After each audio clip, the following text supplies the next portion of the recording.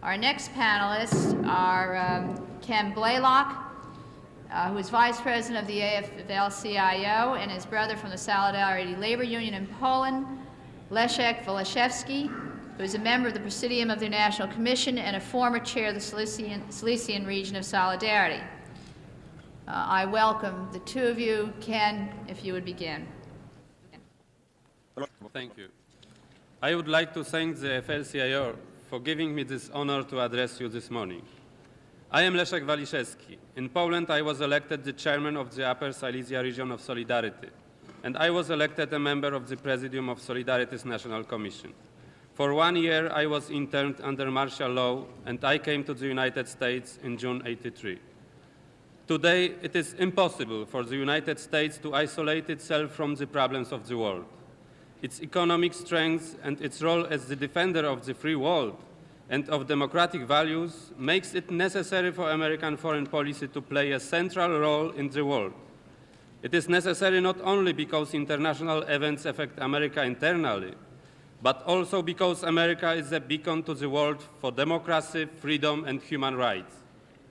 At the same time, the Soviet Union, at every level of its foreign and military policy, seeks to maintain its control over its satellite countries. It also seeks to expand its influence and to impose a barbarous system of rule over other nations. Soviet rule allows no human rights for its citizens, no democracy, no free enterprise, no workers' rights to join free trade unions. However, Soviet totalitarianism is not perfect in its subjugation of national aspirations for democracy and independence. The struggle for human rights and freedom cannot be crushed. Eastern Europe must be seen as a part of the European framework of nations. When in Poland in 1979, Pope John Paul II said, "There is no just Europe without an independent Poland. There can also be no secure Europe without an independent, democratic Poland." The repression of national aspirations and freedom increases the danger to European security. The rise of Solidarity in August 1980, a social, national, and trade union movement uniting all of Polish society, provided meaningful change toward a freer Poland, a safer Europe, and thus a more secure America. For Poles, it offered a real hope to live in human dignity. The Poland of Solidarity became a source of hope for all the subjugated nations of Eastern Europe.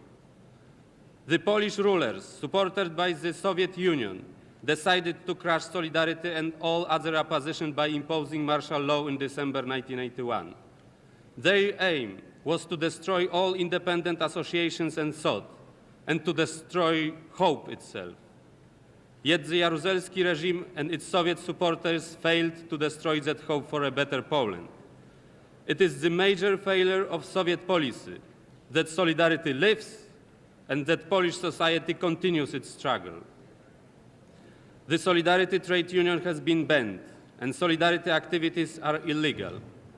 Despite the lifting of martial law, the Polish authorities are arresting, detaining, beating, maiming, and killing Solidarity and opposition activists. Yet hundreds of thousands of people have continued to fight for the ideals of the Solidarity movement. If that movement, and with it the hope for peaceful change, were successfully destroyed, the hope that Solidarity has given to Poland, to Eastern Europe, and to the world will be destroyed as well. In this world situation, one thing is clear. The extension of freedom and human rights is to the benefit of American interests. There are several ways that America can support the Polish nation. First, it must increase the spread of information to Eastern Europe and the Soviet Union through Voice of America, Radio Liberty, and Radio Free Europe. Second, American foreign policy must support the struggle for human rights by aiding the peoples of these nations without supporting their present repressive governments through loans and credits. The money loaned to Eastern Europe and the Soviet Union has been misused and directed towards military means. America must distinguish between supporting a people and supporting its government. If there is a real chance to aid Polish society through the granting of credits, this should be considered. Moreover, American foreign policy must limit the power of banks in dictating the terms of agreement between West and East. Lastly, direct assistance can be provided to the Solidarity movement, its independent publishing, its independent education, and other underground structures.